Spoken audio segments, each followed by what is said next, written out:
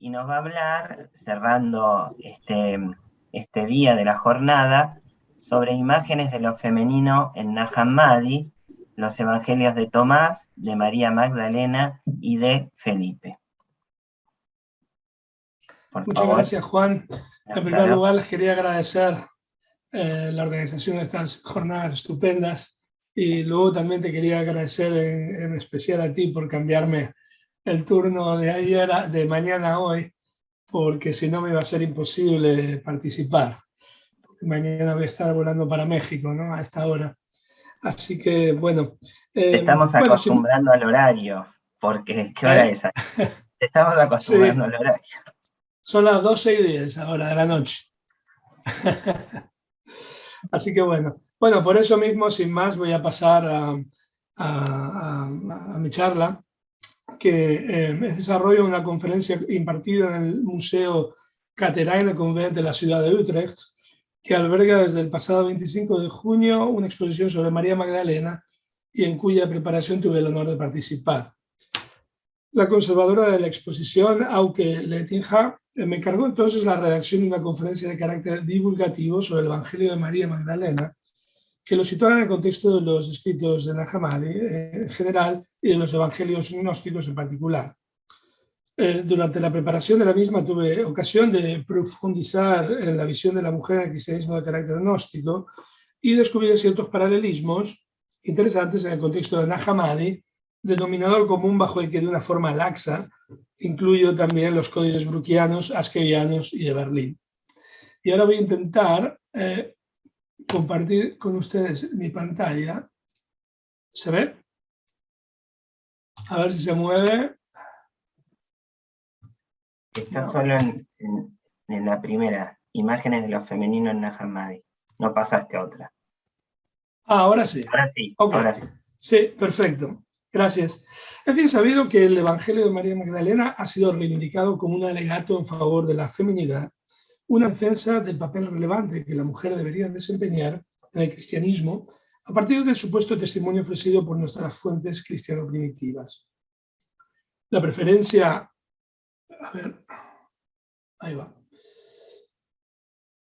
La preferencia de Jesús por María Magdalena es explicado de muchas formas, pero la más frecuente es aquella que la considera producto de la clásica atracción hombre-mujer, mujer-hombre. En ese sentido, son conocidas las interpretaciones que presentan a María Magdalena, bien como amante o bien como mujer de Jesús.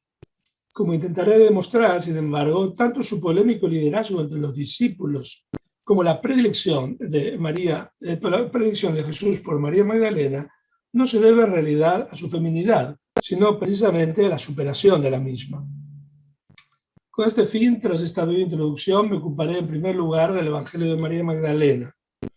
En segundo lugar, me centraré brevemente en otros pasajes sobre la discípula en el Evangelio de Felipe, en Pistis Sophia y en el Evangelio de Tomás. A modo de cierre, ofreceré algunas conclusiones a que el análisis de los textos nos permite llegar. El Evangelio de María Magdalena es el primer texto del papiro copto berolinense 8502, un códice del siglo IV-V hallado en Ajmim, Egipto. Aunque el texto original tenía 19 páginas, hoy en día solo conservamos 9, lo que significa que se ha perdido más de la mitad del texto, a saber, las 6 primeras páginas y luego de la página 11 a la 14 incluidas. Existen también 2 fragmentos papirasios del texto. El primero es el papiro Rylands 463 del siglo III, hallado en 1919, pero que no se publicó hasta 20 años después, en 1938, y que incluye los capítulos 17 y 19 del Evangelio de María. El segundo, el papiro Xirrincus 3525, también del siglo III, hallado en 1983 y que incluye la sección 9.1 a 10. Desgraciadamente, ninguno de estos fragmentos nos ayuda a reconstruir la parte perdida del texto copto, como pueden ver en la pantalla, porque los papiros griegos conservan siempre segmentos conservados también en el texto copto. Aunque el Evangelio de María Magdalena del papiro berolinense está escrito en copto saídico, los investigadores están de acuerdo en que la lengua original del Evangelio era griego. El hecho de que los 3 testimonios del Evangelio de que disponemos procedan de Egipto ha llevado a algunos a postular que el Evangelio tuvo su origen en esta región. Dicha conclusión, sin embargo, no es necesaria, pues la mayor parte de los papiros cristianos procede de Egipto. De un lado, Egipto en general y Oxirrinco en particular eran en la antigüedad importantes centros de producción y copia de papiros. Por otro, las excelentes condiciones climatológicas para la conservación del papiro explican este fenómeno. Por ello, otros investigadores proponen Siria o bien Asia Menor como posible lugar de composición del texto. En lo que a la datación se refiere, el consenso de los estudiosos lo sitúa en el siglo II. Aunque las últimas palabras del papiro lo describen claramente como un evangelio, el Evangelio de María no es un evangelio en sentido tradicional, pues nada nos dice sobre la vida, crucifixión y resurrección de Jesús. El Evangelio de María, por ello, ha sido también descrito como evangelio gnóstico o como dialogue evangelium o evangelio en forma de diálogo. Esta categoría incluye también otros textos gnósticos como el libro secreto de Juan, Pistis Sofía, la primera revelación de Santiago o la carta de Pedro a Felipe. Estos evangelios en forma de diálogo, también llamados diálogos revelatorios, suelen presentar a Jesús en un momento después de la resurrección, a menudo en una montaña, en diálogo con los discípulos, con el fin de transmitirles un conocimiento esotérico, adicional y exclusivo para ellos. El Evangelio de María se ajusta bien a esta descripción, pues el texto consta claramente de 2 partes que incluyen santas enseñanzas a los discípulos de Jesús y de María Magdalena. En la primera, Jesús resucitado dialoga con Pedro y demás discípulos y los instruye acerca del origen y desaparición de la materia, de la ley y del pecado. Más importante aún, Jesús insta a sus oyentes a buscar al hombre completo, perfecto, al verdadero hombre interior o espiritual. Son sus palabras de despedida las que advierten a los discípulos de que no se dejen engañar por quienes les digan, mirad, está aquí, o mirad, está allí, pues el Hijo del Hombre está dentro de vosotros. Seguidlo. Los que lo busquen lo hallarán. Es la segunda parte del Evangelio la que más nos interesa, pues presenta a María como discípula privilegiada de Jesús y como fuente de una enseñanza revelada. El conocimiento especial de María Magdalena es también destacado en los textos canónicos. Según el Evangelio de Mateo, por ejemplo, María Magdalena era, junto con la otra María, la única en saber que el Jesús resucitado se revelaría en Galilea. El Evangelio de Juan, por su parte, le atribuye un conocimiento privilegiado. Solo ella ve al Señor resucitado y oye de su ascenso al Padre. La segunda parte del Evangelio de María también comienza y termina con una escena en la que se subraya el papel de María como confidente de Jesús. Su papel destacado en el grupo se aprecia en su intervención para consolar a los hermanos tras la partida de Jesús. Entonces María se levantó, los saludó a todos y dijo a sus hermanos, no lloréis y no os entristezcáis, y no vaciléis más, pues su gracia descenderá sobre todos vosotros y os protegerá. Antes bien, alabemos su grandeza, pues nos ha preparado y nos ha hecho hombre. Aunque esta referencia al hombre, per Rome, en copto, pudiera sorprender en boca de una mujer, María Magdalena parece referirse a la invitación de Jesús, que veíamos en la primera parte del texto, a buscar el hombre interior, o perfecto, el Hijo del Hombre, pescere en per Roma, en el interior de los discípulos. Sea como fuere, su protagonismo al principio no parece ponerse en duda, pues Pedro incluso le invita a compartir con los discípulos su conocimiento privilegiado de Jesús.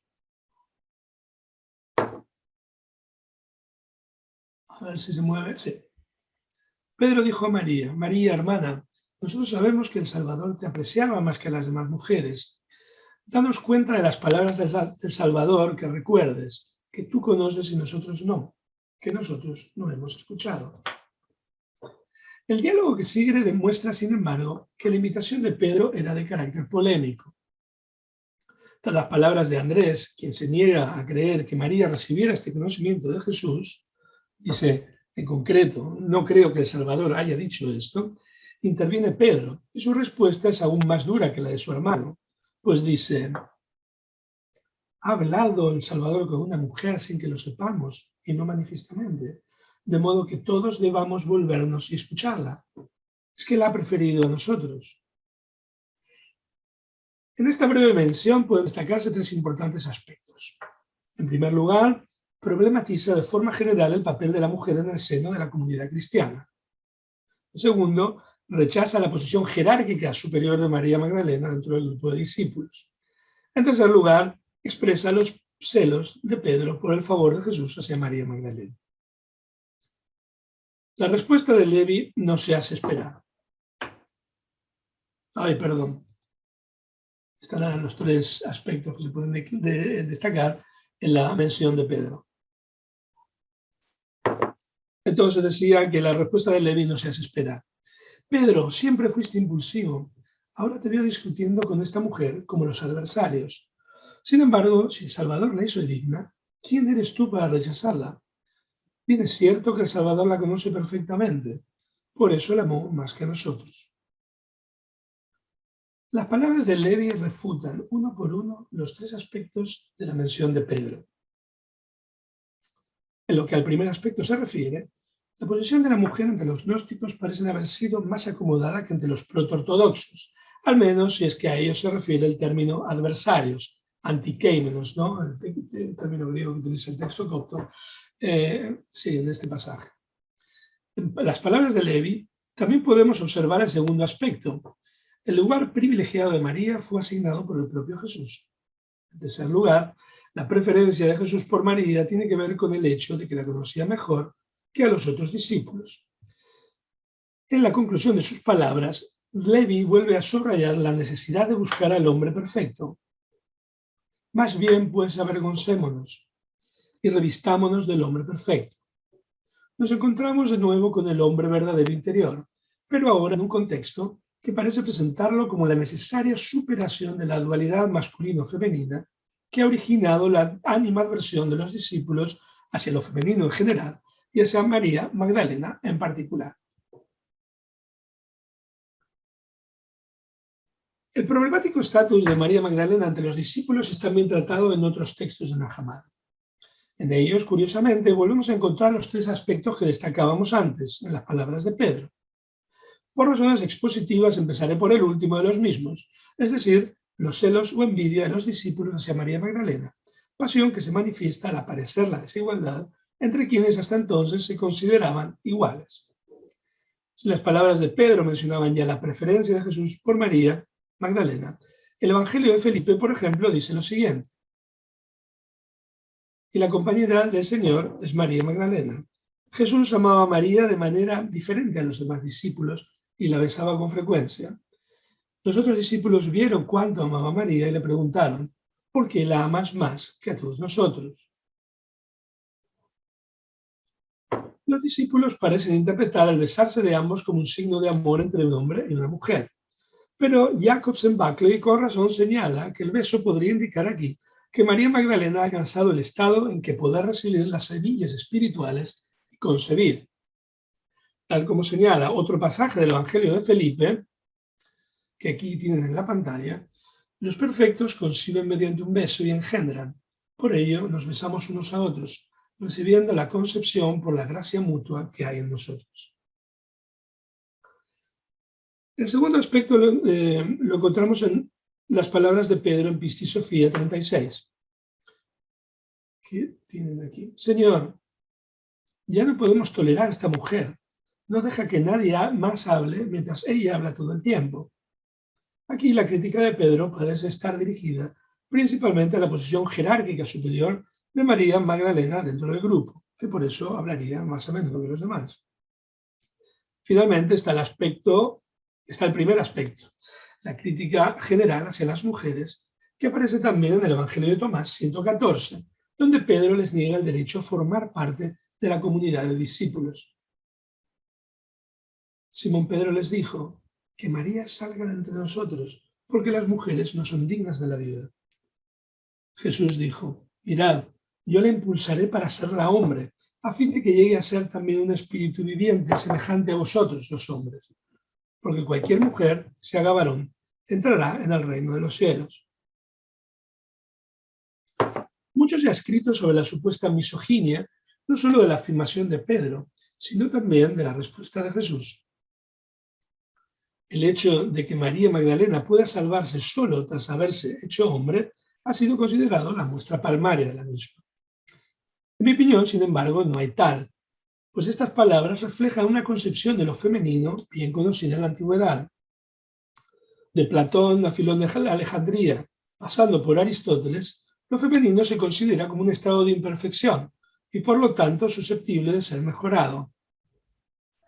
Es significativo que incluso Séneca, en su Consolatio ad Elviam, invite a su madre a convertirse en un magnus vir, un gran hombre, lo cual se equipara en el texto a alcanzar el estado ideal de la virtus femenina estoica. Igual que en Séneca, la llamada a María a convertirse en hombre describe el estado en que los discípulos en el Evangelio de Tomás, tanto hombres como mujeres, alcanzan el reino de los cielos. Hemos visto que el Evangelio de María repetidamente menciona la necesidad de revestirse del hombre perfecto o de encontrar al Hijo del Hombre como objetivo principal del cristiano.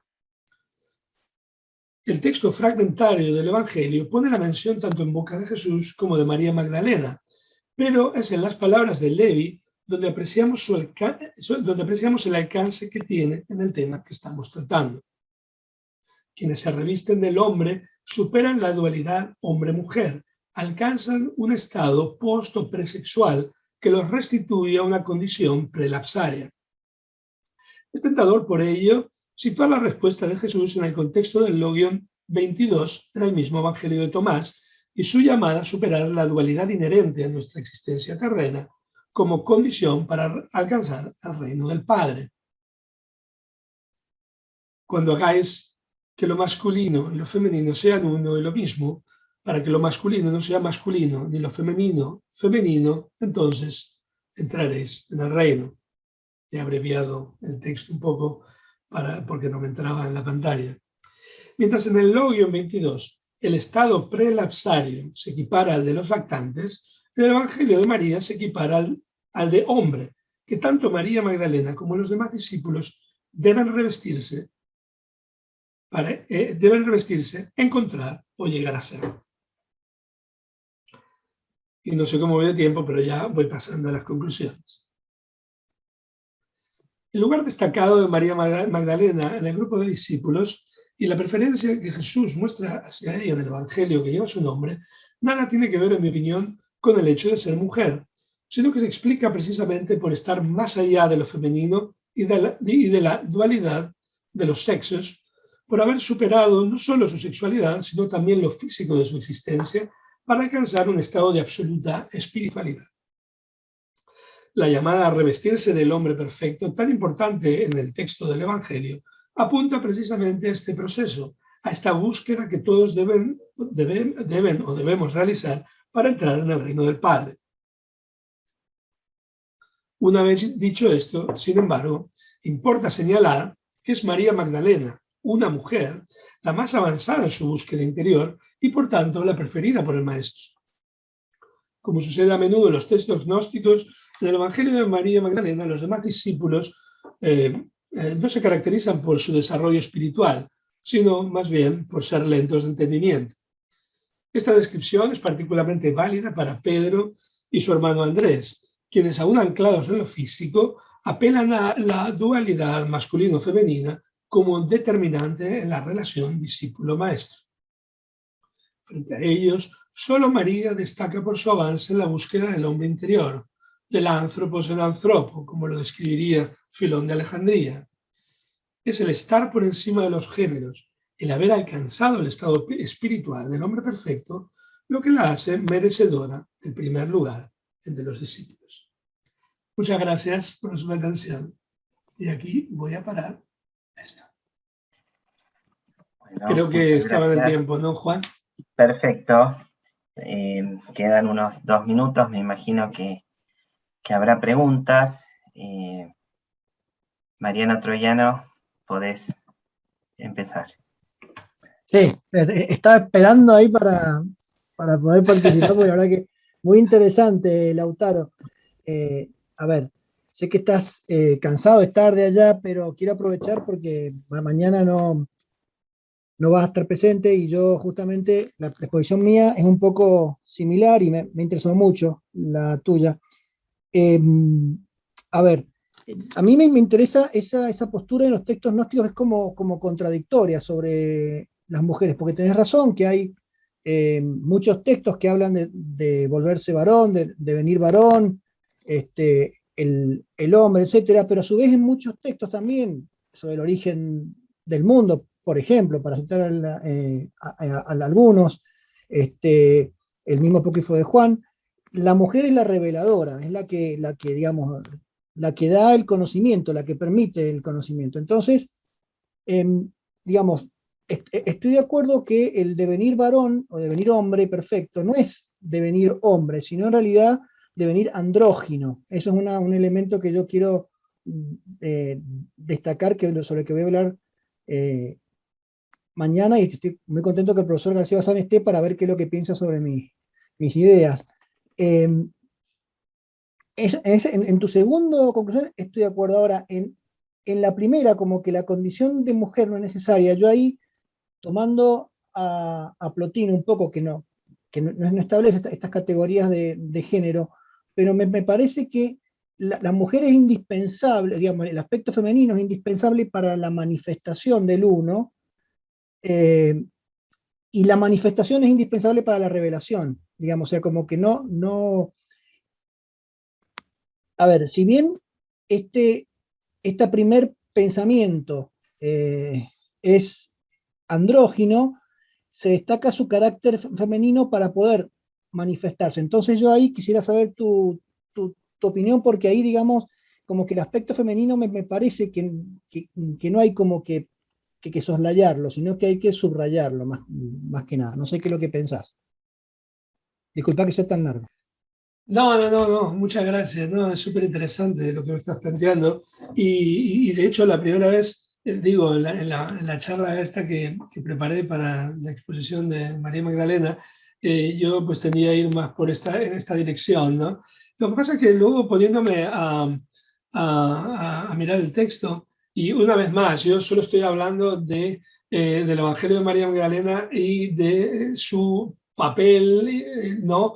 En el mismo, y de si lo femenino es aquello que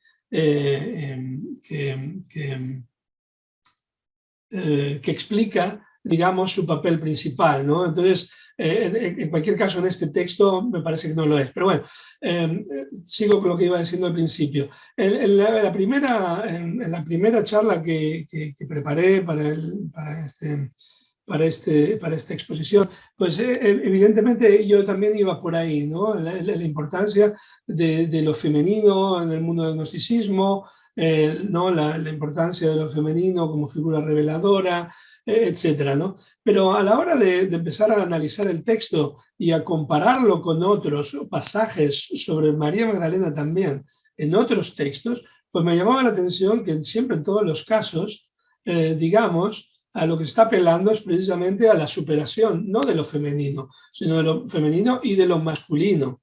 Y quizás, ¿no? Con lo que estás diciendo, lo del andrógino y la figura femenina se presenta como símbolo, digamos, de esa superación. No te digo que no, pero a lo que yo iba era precisamente a que el papel central de María Magdalena no necesariamente tenía que deberse a lo femenino, sino precisamente a la superación de eso, que me parece importante señalar, ¿no?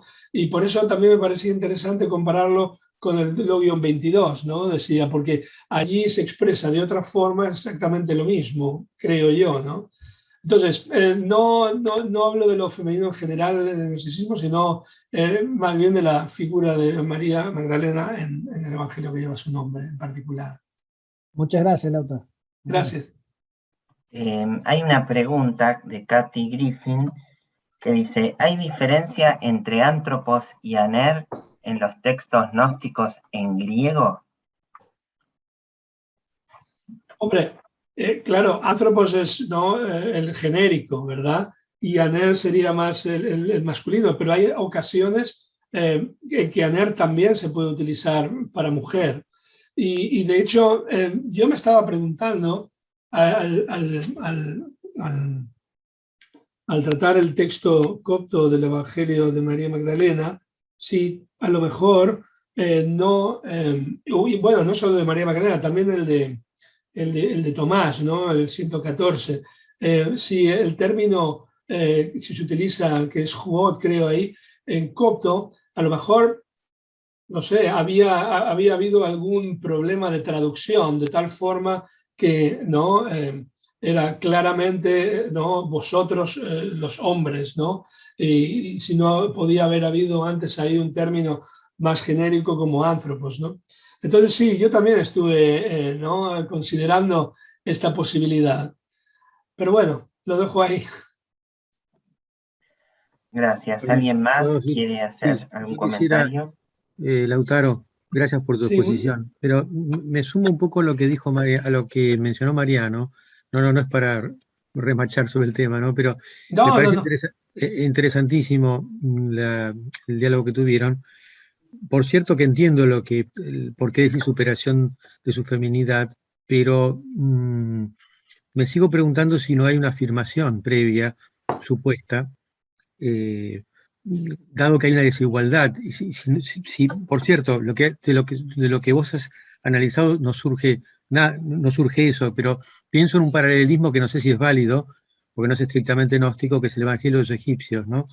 Donde ahí Salomé es ¿no? la que está al centro, ¿no? Como, digamos, ¿por qué estas figuras femeninas estamos tan seguros que, independientemente de que a la larga, digamos, hay una superación de la unión de los contrarios, si por alguna razón esas figuras femeninas no hacen que en este estado, digamos, decaído, la androginia requiera una cierta presencia de lo femenino, ¿no? Como ¿no? Un poco, ahí sí lo ligaría al tema de la Sofía, por supuesto. Yo sé que vos te has ceñido estrictamente estos textos, ¿no? O sea, si estamos tan seguros que la superación de su feminidad no implica una afirmación previa, digamos, ¿me Sí, entendés, sí, no? Es sí, como sí, un matiz. totalmente. Siguiendo la Sí, línea de lo de Mariano, no estoy agregando nada a lo que no dijo Mariano, en realidad. no, pero sí lo has ampliado a extenderlo a otro texto también y quizás hablar de lo previo, ¿no? Que es de alguna forma lo que intentaba en el último párrafo de mi presentación, ¿no? A pesar de todo lo que había Claro, dicho antes, ¿no? Pues al claro, fin y al cabo es una mujer y es una mujer, ¿no? La que se la presenta como la más avanzada en la búsqueda y no claramente por encima de los discípulos no masculinos, sobre todo los que hablan en contra. Perdón, sí, dime. no, yo no sé si es válido esta relación que hice entre el Logion 22 y el Evangelio de los egipcios, ¿no? En el sentido de que, digamos que esta idea de lo masculino y lo femenino, ¿no? Mira, sí, yo lo que ahora cuando me estaba preguntando Mariano y cuando continuabas tú digamos, con esta postura, estaba pensando, por ejemplo, en el simposio platónico, ¿no? En el que al principio, pues dicen, vamos a Ah, echar a la sí, flautista haciéndonos distraer, sí, sí, y luego, al final, en el centro del diálogo, pues al final tenemos la revelación de Diotima, ¿no? sí, Que narra Sócrates, sí, ¿no? exactamente. Entonces, sí, entonces yo creo que a lo mejor podía tener un estatus similar, es similar lo que está pasando aquí, ¿no? Sí, Y es interesante también que el diálogo platónico pues, se cierra con pues todo con Alcibíades entrando y toda la claro, descripción, ¿no? Del amor homosexual, ¿verdad? Entonces, absolutamente. además del andrógino también, ¿no? Sí, sí, sí, Sí. Entonces, me parece interesante, sí, quizás también ponerlo en este marco, ¿no? Por un lado, sí, lo femenino como, ¿no? Digamos, figura central, reveladora y necesaria, ¿no? Pero al mismo tiempo, la figura, en este caso concreto, del Evangelio de María Magdalena como aquella que precisamente, independientemente de ser femenino, por estar más avanzada y por haber claro. encontrado lo que buscaba en su interioridad, pues trasciende, va más allá, ¿no? Precisamente por esta riqueza y amplitud quizás de lo femenino, ¿no? Tal cual. Pero pareciera que no se descartan, ¿no? Las dos. Ya, ya, sí. Bueno, Interesante. Bueno, Muchas gracias, muchas gracias. Gracias a vos, muy, muy interesante. Lo de todos, muy interesante.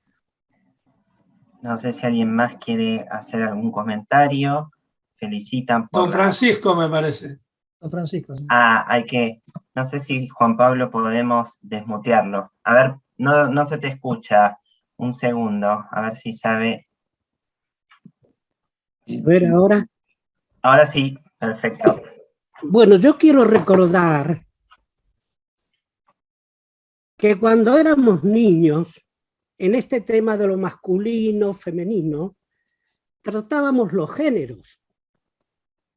Y teníamos 6 géneros. Eso se ha olvidado. Masculino, femenino, neutro. Y ahora se me fueron los otros 3. Epiceno, común y ambiguo. Quiere decir que la gramática, que se desprecia tanto, nos estaba mostrando un análisis de la realidad, ¿no? Y que en esto los griegos ya lo vieron con claridad, porque está el andrógino hombre-mujer y está también la realidad del macho-hembra, también unidos. Esto lo conocían los gnósticos. Y hay que meterse en el vocabulario que usan estos documentos originales de los que estamos trabajando para darse cuenta de la profundidad de la antropología de los gnósticos, que ya no admite el cercenamiento que, por ejemplo, siguiendo la línea hebrea, la línea semítica, se advierte doctamente en Filón de Alejandría. Aquí hay una posición en lugar de distinguir, de asimilar. Una cosa es la tradición semítica, otra cosa es la tradición indoeuropea y el esfuerzo del cristianismo por unificar. Son 3 culturas religiosas. Y para el análisis hay que manejar las 3. Y los gnósticos la manejaban, pero con conciencia. Por eso hacían esas exégesis para nosotros tan extravagantes. No son extravagantes, son profundas, son analíticas y tan profundas que generan un vocabulario propio. Esa es la otra novedad que tenemos. En la lectura de los textos de Nag Hammadi esto se advierte, pero ya lo teníamos antes. Por ejemplo, en la Pistisofía. Lo que pasa es que no teníamos el contexto para comprenderlo. Ahora vemos que esos libros que ya se manejaban, se traducían en el siglo XIX, nos estaban dando lo mismo. El problema profundo acá es el de la exégesis de los mismos textos. Porque habitualmente nosotros, para hacer exégesis, nos manejamos con lo que ya conocemos. Nos apoyamos ahí. Pero el tema es otro. Es descubrir la originalidad de la exégesis gnóstica, de la comprensión. Y por aquí estaba también el tema con Maria Binetti, de la comprensión profunda de los géneros. Ni masculino ni femenino, andrógino. ¿Y cuál es el sentido de la androginia? Eso que sepamos el único que trató en Occidente de meter ahí el escalpelo, queramos que sí, queramos que no, ha sido Platón. Y Platón ha dejado toda la tradición en el platonismo. A Platón no se entiende como textos particulares, se entiende en su tradición.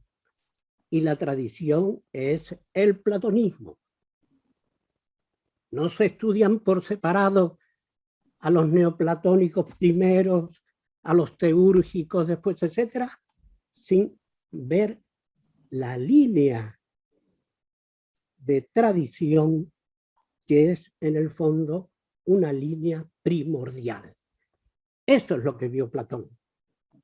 De ahí su enorme grandeza todavía no superada. Eso quería observar nada más. Bueno, muchas gracias. Ya tienen un anticipo de algunos de los temas que quizás se traten mañana. No sé si alguien más quiere acotar algo sobre este tema. Creo que, bueno, no porque sea mi padre, pero fue clarificador. No sé si alguien más quiere preguntar o acotar algo. Si no es así, bueno, damos por terminado el día. Agradecemos a todos los expositores y a todos los temas que fueron desarrollando, que fueron muy sugestivos. Es cierto que 15 minutos o 20 minutos es poco, pero bueno, es un esfuerzo para nosotros de síntesis y también para adaptarnos a este formato virtual. Así que muchas gracias a todos. a todos. Nos estamos viendo mañana. Por favor, recuerden, tuvimos el olvido de que mañana es feriado, pero quizás están con otra disposición, más libres para escuchar a la segunda parte de esta jornada. Así que los esperamos a todos. Muchas gracias. Chao. Luego, Hasta luego. Muchas Gracias a gracias. todos. mañana. Muchas gracias.